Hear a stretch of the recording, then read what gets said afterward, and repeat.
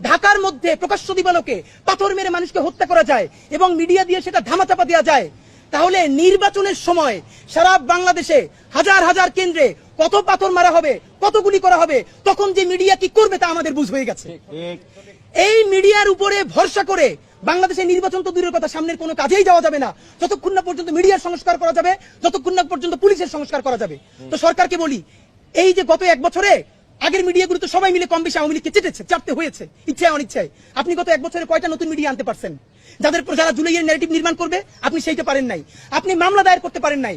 আমরা ভিডিওকে সামনে আনার আগ পর্যন্ত আপনি গ্রেফতার করতে পারেন নাই। আপনি আবার সরকারের তরফ থেকে বলছেন কি যে প্রস্তর যুগে, এই প্রস্তর যুগটা আপনারা করছেন যাতে এখানে অ্যাপলিটিক্যাল সিচুয়েশন তৈরি হয় এবং এদেশে একটা আধা কাঁচরা আধা সুশীল এনজিওবাদী সরকার টিকে থাকে। আর এই এনজিওবাদী সরকার টিকিয়ে রাখার একমাত্র বড় কারণ হতে পারে মানুষ আগামী এক বছর পর এই অবস্থা দেখে আওয়ামী লীগকে ফিরিয়ে আনার জন্য গণ আন্দোলন করবে। আমি আপনাদেরকে বলে রাখি, যদি আওয়ামী লীগ কোনোদিন এই গণহত্যাকারীরা দেশে ফিরে আসতে চায় বা আসার কোনো অবস্থাও তৈরি হয়, তার দুইটা দায় সমানকে দুইজনকে নিতে হবে। রাজনৈতিক দল হিসেবে সবার আগে তার দায় নিতে হবে বিএনপিকে। বিএনপির এই ব্লান্ডারের কারণে এই দেশে আওয়ামী লীগ আসার পরিস্থিতি তৈরি হবে। আর দ্বিতীয়ত এই সুশীল এনজিওবাদী সরকার যে না পুলিশ সংস্কার করে, সে না পুলিশ নিয়োগ দেয়, না গ্রেফতার করে, না সে রুল করে, না সে টুইট করে, সে কিচ্ছু করে না, সে শুধু ফেসবুকে পোস্ট দেয়। আপনাদেরকে একটা কথা বলি, সরকারের এই প্রস্তর যুগ। দ্বিতীয়ত আসেন, বিএনপি বারবার কি বলছে? সরকার ব্যর্থ। তাহলে বিএনপিকে একটা কথা আপনাদেরকে মনে করাই দেই, এই যে বারবার বলছেন সরকার ব্যর্থ, সরকার তো আমরা দেখেছি বিভিন্ন উপজেলায়, আপনারাও মিডিয়া নিউজ করেছেন মাঝে মধ্যে, যে আওয়ামী লীগের অমুককে গ্রেফতার করেছে পুলিশ, স্থানীয় বিএনপি থানায় হামলা করে তাকে ছিনিয়ে এনেছে। এটা কেমন খেলা বিএনপি? আপনারা একদিকে সরকারকে বলতেছেন সরকার ব্যর্থ, আপনারা স্বীকার করেন আর না করেন, এই পুরো আমলাতন্ত্রের 70 থেকে 80% এখন আপনাদের নিয়ন্ত্রণে। এটা আপনারা তাদেরকে বলতে হয় না, এমনি সচিব থেকে শুরু করে থানার ওসি পর্যন্ত প্রত্যেক উপজেলা বিএনপি সভাপতিরা সকালে উঠে ফোন দেয়, জিজ্ঞেস করে ভাই ডায়াবেটিসটা ভালো, খেয়াল রাখবেন, করোনা লাগলে আমার বলবেন, স্টাফ দিয়ে পাঠাই দিব। মানে হলো এখন সচিব থেকে শুরু করে এলাকার এসআই পর্যন্ত যে যার নিয়ন্ত্রিত বিএনপির ফোন দিয়া স্বাস্থ্যের খোঁজ খবর নাই যাতে পরবর্তী প্রমোশনটা ঠিক মতো হয়। এটা তাদের চরিত্র।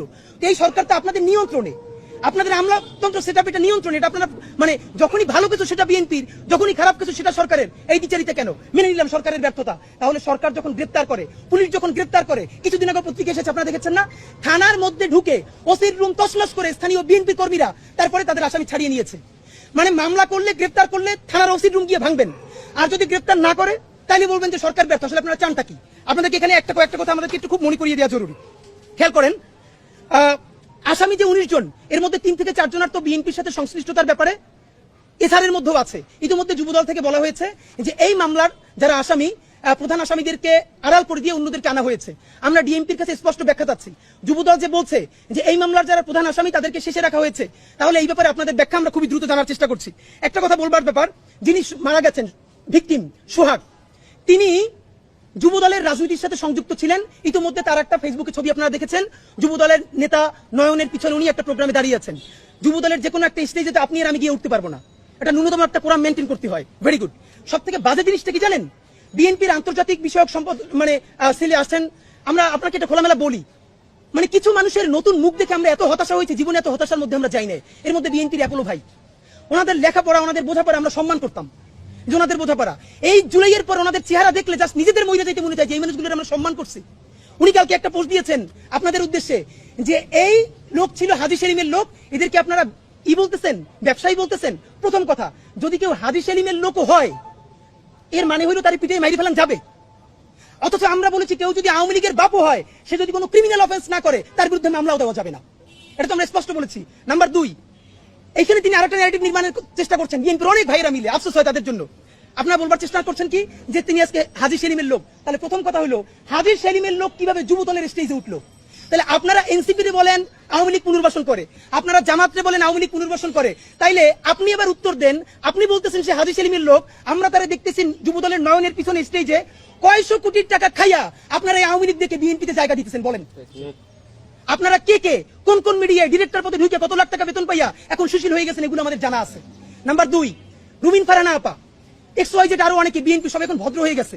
কিরকম? তারা প্রচুর মব বলবার চেষ্টা করছে। আমরা সবসময় মবের বিপক্ষে, আমরা আইন চাই, সুশাসন চাই। 32কে বারবার বলা হচ্ছে মব করা হয়েছে। তাহলে একটা মজার কথা হলো, দেখেন 32 হইলো বিএনপির কাছে মব, রুমিন ফারহানাদের কাছে মব। আর পাথর মেরে হত্যা করা, এটার আসলে কোনো নাম নাই। ইংলিশে না বললে জাতে ওঠা যায় না, সুশীল হওয়া যায় না। এই জন্য রুমিন ফারহানাদেরকে দেখবেন যে এইটা নিয়ে পাথর মেরে হত্যা করা হচ্ছে প্রকাশ্য দিবালোকে মানুষের সামনে। এইটা কি? এর মানে বিএনপি পলিটিক্স করে এখন মব নিয়া আর তার লোক মানুষকে পাথর দিয়ে মাইরে ফেলায়। এইসব আপনারা আল্লাহর রাস্তায় বাদ দেন। আপনাদেরকে কয়েকটা কথা বলবার ব্যাপার, বিএনপির ক্ষেত্রে এই কথাগুলো বলছি। এই কথাগুলো আপনাদের সামনে এর আগেও বলবার কারণে আমাদেরকে অনেকবার বিভিন্ন ট্যাগিং দেওয়া হয়েছে। আমরা কখনো জামাতের বিটিম, কখনো এনসিপির বিটিম, কখনো কার বিটিম সে নিজেও জানে না, তবে কারো না কারো বিটিম। এই যৌক্তিক সমালোচনা করেছি। যদি বিটিম না বলে সমালোচনাগুলো একটু আমলে নিতেন তাহলে আজকে আপনাদের এই পরিণতি হইতো না। নাম্বার 1, বিএনপি আপনাদেরকে মনে করাই দেই উদ্ধত্ত ও অহমিকা। আপনাদের বডি ল্যাঙ্গুয়েজে, আরে ভাই 1 বছর আগে ছিলেন বিলাই, টক শোতে যান নাই, অনলাইনে কানেক্টেড হয়েছেন, সেখানেও কি যেন নক করছে, বাসা থুয়ে দৌড়াইতেছেন, মানে এটা তো আমরা মানি। এর মানে আপনারা বিলেই তো ছিলেন। এখন আপনি বাঘ হয়ে উঠছেন, সেই বাঘের কণ্ঠ কার সাথে দেখাইতেছেন? এই দেশের নিরীহ মানুষের সাথে। আওয়ামী লীগ কয়টা ধরে চেষ্টা পারছেন? কয়টা আওয়ামী লীগের বিরুদ্ধে অ্যাকশনে যাইতে পারছেন? কোটি কোটি টাকা খায় ওই হাজিবুর সেলিমের লোক স্টেজে উঠান। অধ্যত্ব আর অহমিকা আপনারা এইবার লাস্ট চান্স যদি বাদ দিতে না পারেন, আপনাদের দেশে আর কোনো রাজনীতি থাকবে না, মানে থাকবে না, মনে রাখেন। চূড়ান্ত অধ্যত্ব এবং অহমিকার সিম্বল ছিল শেখ হাসিনা। শুধু তার পদত্যাগ না, পতন হয়েছে, দিল্লিতে গিয়ে লুকাইতে হয়েছে। সুতরাং আপনারা তো তার ধারে কাছেও না। সালাউদ্দিন ভাই থেকে শুরু করে অন্যান্যরা সংস্কার কমিশনে যেই গার্ডস নিয়ে, যেই অ্যাটিটিউডে কথা বলেন, আমরা আহত হই।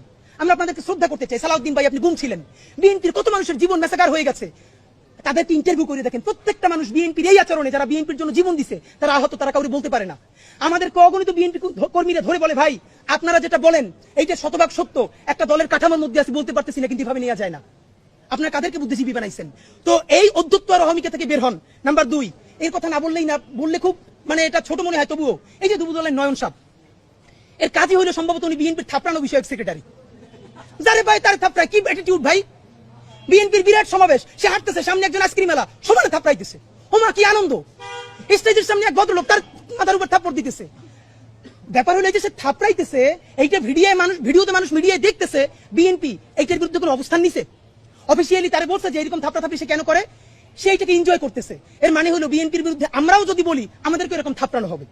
এই থাপড়ানোর ট্রায়াল দিতেছে তারা। এই নয়নেরা যদি হয় বিএনপির ফিগার, যারা এখন মানুষকে খালি সমানে থাপড়ায় ডানে বামে তাকাইয়া, তাহলে সেই দলের যারা নীতি আছে তারা মানুষকে পাথর মারবে না, মারবে কি? চুমা দিয়ে মাইরে ফেলবে মানুষকে। ও তো যা করার তাই করছে, দলের নেতা মানুষকে থাপড়ায় আর তারা পাথর মারে। এখন আমরা জানি এই নয়নদের শক্তি কোথায়। নয়নরা থাকবে নিচে, চাঁদাবাজি করবে, টাকাটা আনবে, টাকাটা আইনা উপরে পাঠাবে কারো না কারো কাছে। তারা হবে ভদ্র সুশীল, তারা মব করবে না, ইংলিশে কথা বলবে, আর নয়নরা নিচে চাঁদাবাজি করে উপরে দল চালাবে। এইটা বিএনপির বলিনি, এটা জামাত করলে জামাতের অবস্থা এইটা হবে। এটা এনসিপি করলে এনসিপি তো নতুন দল, সুতরাং ফেরেশতাই মনে হবে। আমরা এনসিপিরও বুঝতে পারবো সে আসলে বিএনপির মতো ক্ষমতায়িত হইলে আসলে সে কি করে। সুতরাং যুবদলের ব্যাপারে এটা মবের বয়ান। আপনাদেরকে একটা বলি, থানা ঘেরাওর কথা বলেছি। এখন যেটা সব থেকে কনসার্ন, আমরা যতবার নির্বাচন নিয়ে কথা বলেছি, আমাদেরকে বলেছে আমরা নির্বাচন চাই না। আপনারা নিজেরা কেউ বুকে হাত দিয়ে বলতে পারবেন যে এই যে অবস্থা বর্তমান দেশে চলতেছে, ভাবেন প্রকাশ্য দিবালোকে পাথর মেরে মানুষ মারা হচ্ছে, এই ভিডিও কোনো মিডিয়াতে আসে নাই, তৃতীয় দিনে যখন সোশ্যাল মিডিয়া আসলো তারপরে একটা প্রেসার তৈরি হলো, এখন গ্রেফতার হচ্ছে ঢাকায় প্রকাশ্য দিবালোকে। এই পুলিশের গার্ডস নিয়ে, এই আমলাতন্ত্র নিয়ে, এই সরকার নিয়ে দেশে কি নির্বাচন হবে? নির্বাচন তো হবেই না। আপনাদেরকে বলি, নির্বাচন নামে শত শত মানুষের জীবন চলে যাবে। আমাদের ধারণা সেই সিচুয়েশনকে তৈরি করে বাংলাদেশে আরেকটা 111 বা আরেকটা ইমার্জেন্সি তৈরি হবে। অথবা এই যে বিএনপি যেই কারণে নির্বাচন চাচ্ছে, একটা গণতান্ত্রিক পথ, আমার ধারণা তারা এই হোমওয়ার্কটা করে নাই। এই গণতান্ত্রিক পথে নির্বাচন দিয়া, এইরকম হাজার মানুষের জীবন দিয়া, এইখানে আন্তর্জাতিক বিশ্ব পুরো একটা অ্যাপলিটিক্যাল সরকারকে প্রতিষ্ঠা করে দিবে। তখন বিএনপির আর সরকারে আসা লাগবে না, এদেশের মানুষের আর ক্ষমতায়িত হওয়া লাগবে না। সুতরাং আরেকটু চিন্তা করেন। এবার আপনাদেরকে দুইটা বিএনপির পক্ষে উত্তর দেওয়া দরকার। তারা বারবার বলে ব্যক্তির দায় কি দল নিবে? এখন আমারও প্রশ্ন, আসলে ব্যক্তির দায় কে নিবে? প্রথম কথা হলো ব্যক্তির দায় দল নিবে না, কিন্তু ব্যক্তি যা টাকা পয়সা বিভিন্নভাবে কামাই করবে সেইটা খালি দল নিবে, তাই তো? মানে আপনি দায় নিবেন না, আপনি খালি দরদ নিবেন। তাহলে দ্বিতীয় প্রশ্ন হলো, ব্যক্তির দায় যদি দল না নেয়, তাহলে যে কোনো দলের প্রধানই আইসে কি খুন করতে হবে? ধরেন বিএনপির যদি কেউ কোথায় খুন করে, এটা বিএনপি করছে এটা প্রমাণ করার জন্য কি তারেক রহমান সাহেবরা এসে খুন করতে হবে? জামাত যদি কোথায় কাউকে হত্যা করে, এটা কি ডাক্তার শফিক সাহেবকে এসে করতে হবে? এনসিপি যদি কোথাও কাউকে খুন করে, এটা কি নাহিদরি এসে করতে হবে? মানে কি কথা ভাই? আপনি বরং সঠিক রাজনীতিটা করেন। আপনি বলেন আমি তারা চেক করছি, বিএনপি তারা পুলিশ তারা গ্রেফতার করে না কেন? আমরা যতক্ষণ না পর্যন্ত বাংলাদেশের মানুষ রুখে দাঁড়ালো, ততক্ষণ পর্যন্ত আপনারা সবাই গেতে চাইছেন আমাদের দলের না এইটা না সেইটা না। সব থেকে ভয়াবহ বিএনপির আরেকটা রাজনীতি, কালকে হাজার হাজার মানুষ রাস্তায় মিছিল করেছে, বুয়েট থেকে শুরু করে সবাই। আবারও সেই ছাত্রদল বিএনপি আগের মতো বলার চেষ্টা করছে, কারো বলছে গুপ্ত শিবির, সাধারণ শিক্ষার্থীর নামে অমুক। এগুলো কি ভাই? আওয়ামী লীগের মতো ভুল করেন না। আওয়ামী লীগ এই চেষ্টা করছিল, আওয়ামী লীগ রাজাকার করতে করতে কি হয়েছে দেখেন না, কি ইন্ডিয়া পালান লাগছে। আপনারা হরে ধরে সবাই শিবির বলতে বলতে, গুপ্ত বলতে বলতে কোথায় যে পালাইবেন পথ পাবেন না। এর কারণে ইতিমধ্যে আওয়ামী লীগের এক নেতা উত্তরা থানার ওসিকে ফোন করে বলছে যে আমরা তো ইন্ডিয়া পালাইতে পারছি, ওরা কিন্তু ইন্ডিয়াও যাইতে পারবে না। কথা আমরাও বলছিলাম। সুতরাং হরে ধরে সবাই শিবির বলা, গুপ্ত বলা, ট্যাগিং বলা এইসব বন্ধ করেন। বিপদ দেখলেই তওবা করেন, মাপ চান, এইসব কিছু করেন না। তো সরকারের কাছে আপনাদেরকে বিনীত যেটা অনুরোধ, আপনাদের মাধ্যমে আমরা যেটা বলি, আমাদের কয়েকটা সুপারিশ, এরপর আপনাদের প্রশ্ন শুনবো আমরা। বিএনপি যদি এখনো মনে করে তার পুরনো ধারার রাজনীতি কইরা সে ক্ষমতায় আসবে এবং টিকে থাকবে, আগে আপনাদেরকে বলছিলাম বিএনপি ক্ষমতায় আসলে থাকতে পারবে সর্বোচ্চ 3 বছর, আজকে সময় আরো কম মনে হইতেছে। বিএনপি যদি বিপুল ভোটে না 300-তে 300 জিততে আসে, এই অবস্থায় সে 2 বছরের বেশি সরকার রান করাইতে পারবে না। সুতরাং নির্বাচনের চেয়ে সেই ক্ষমতা কেমনে সুসংগঠিত করবেন এইটা মনে রাখেন। কেন পারবেন না? হিসাব সোজা ভাই, মানুষের হাত খুলে গেছে, মানুষ মার খাইতে খাইতে এখন মার দিয়া শিখে গেছে। আপনি যত তারে একটা বাজে কথা বলবেন, আপনি 3টে বাজে কথা শুনবেন।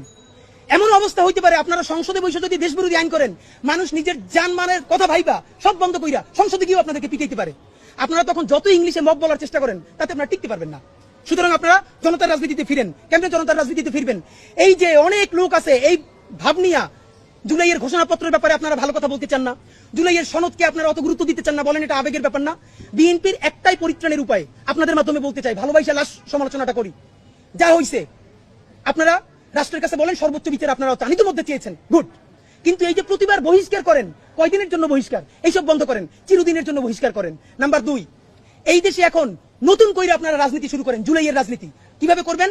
জুলাইয়ের ঘোষণাপত্রের জন্য আপনারা সবচেয়ে বেশি সোচ্চার হন, জুলাই সনদের জন্য সবচেয়ে বেশি সোচ্চার হন, ফ্যাসিবাদী বাকশালী সংবিধানের বিরুদ্ধে দাঁড়াইয়া নতুন সংবিধানের জন্য আপনারা রাস্তায় নামেন।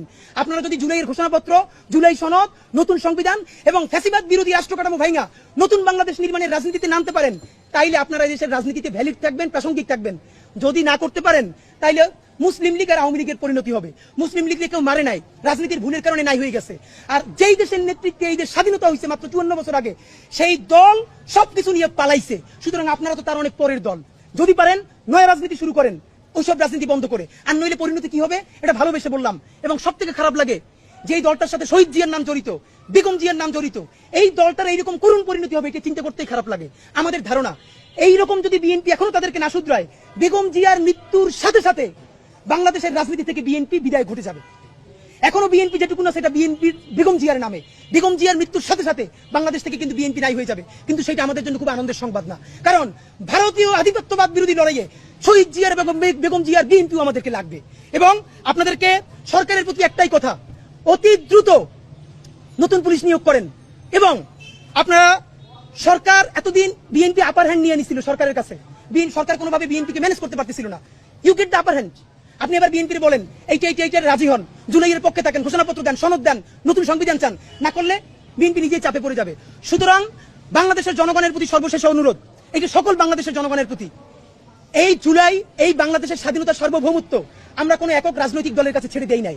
যেই পাথর দিয়ে মারছে আজকে বিএনপি, তা যদি জামাত করে আর এনসিপির বিপক্ষে করে, এনসিপিও করে, জামাত এনসিপির একটু বলে যাই, আপনারা হয়তো একটা সুযোগ পাইছেন, কালকে বিএনপির বিরুদ্ধে পলিটিক্স করতেছেন, এটা আপনি করবেন, ওটা আপনাদের কাজ। কিন্তু মনে রাখেন, এই কাজ আপনারা করলে মনে রাখেন যে আপনাদেরকে কেউ চুমু দিবে, যে করবেন তারই কিন্তু ভয়াবহ অবস্থা হবে। সুতরাং বাংলাদেশের জনতার প্রতি বিনীত অনুরোধ, এই জুলাই আপনারা একটা তুমুল আন্দোলনে নামেন, যেই আন্দোলনের প্রধান উদ্দেশ্য